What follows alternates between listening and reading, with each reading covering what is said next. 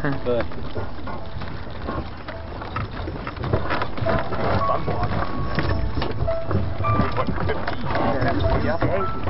yeah. That other girl that rode well. And, how's it going? You got yeah. The Laurels is where Whittier, because you know about John Greenleaf Whittier, that's why they're doing this, his 200th birthday. Okay. What are the horses' names? Doc and Mike. Which one's which? Thank you. Mike's the black one, Doc's the white one. Okay. All right. Well,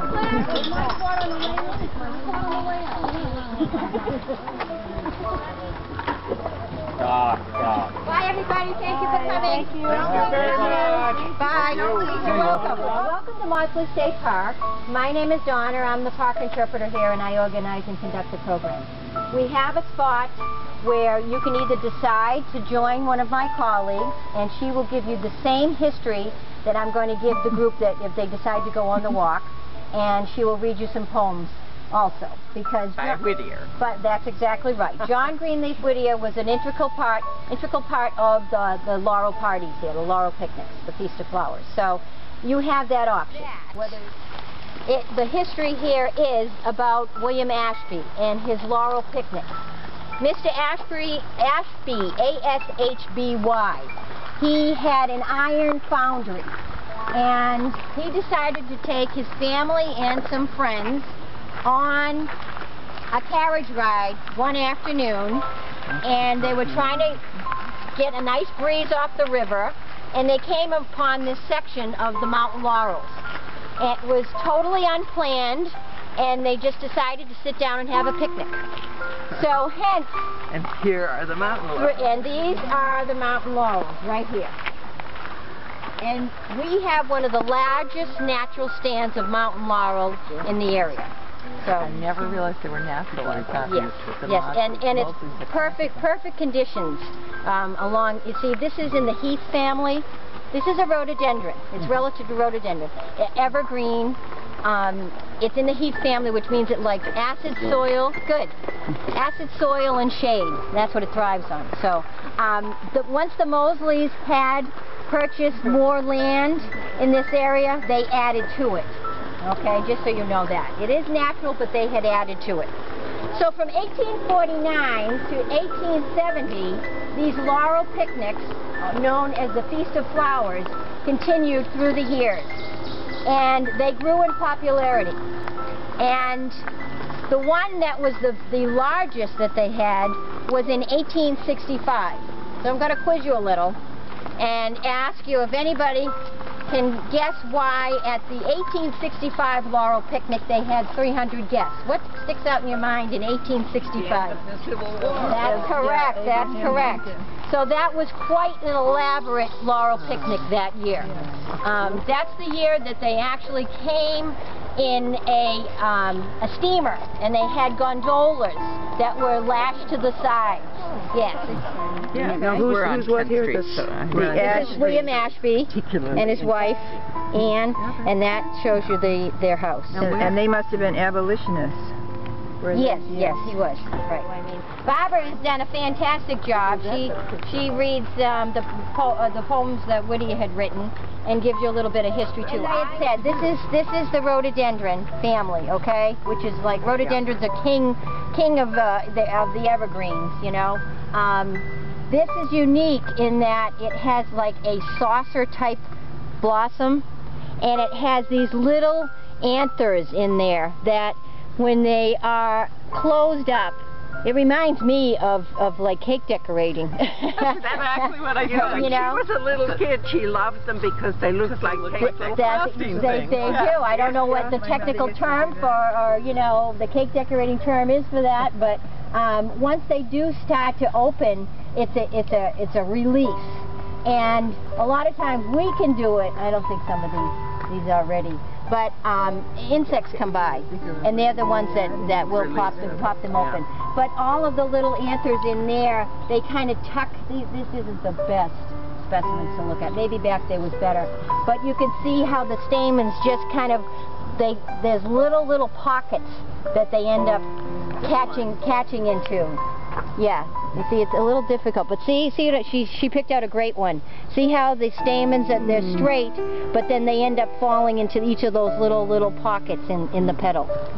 That's fascinating, because I thought it was the other way around. I thought they were in there and then they sprang out, but it's the other way. Yep. The mountain laurels. One thing I didn't mention is that the wood is very hard wood, and it was known to be made, spoons would be made out of that hardwood. Yep. Does it say there how those laurels got here?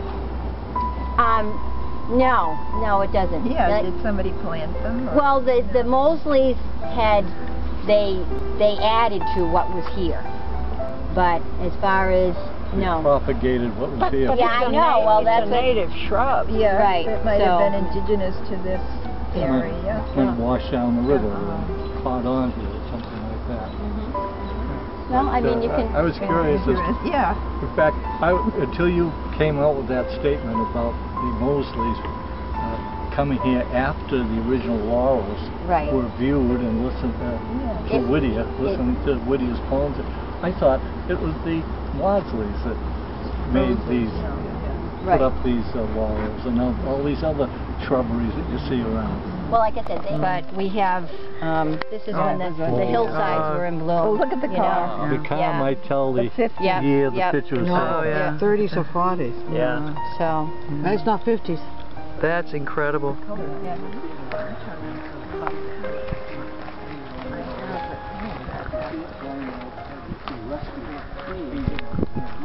We're from the Whittier home in Amesbury, which is a place where Whittier lived for many years and where he wrote Snowbound. And it's a museum now, and there's a lot of wonderful things to see there. And but he's most famous as an abolitionist and a poet. He wrote a lot of things against slavery and attended many meetings for freedom, to free the slaves.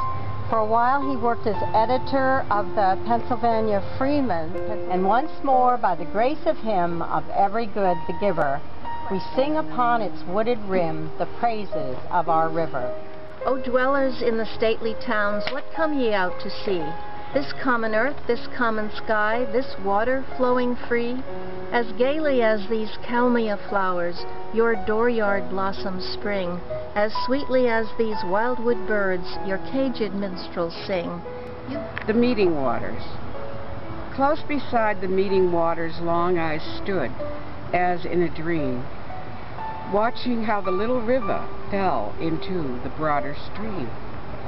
Calm and still, the mingled current glided to the waiting sea. On its breast, serenely pictured floating cloud and skirting tree.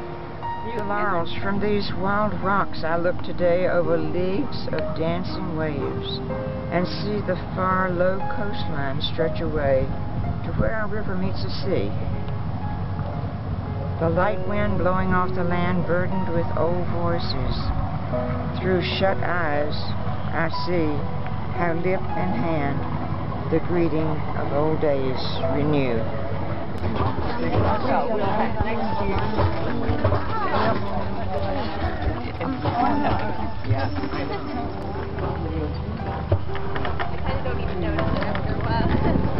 In the water bucket. Have fun, guys. You too, Donnie. Good to see ya. Alright, yeah, I'll fix them whenever we get out. I'm fine. Too hot.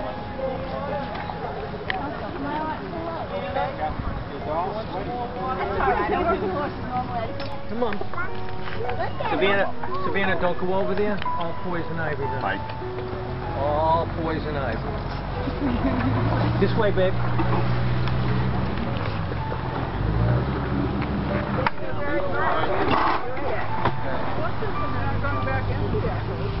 Have a nice trip back to the pond. You must be getting tired.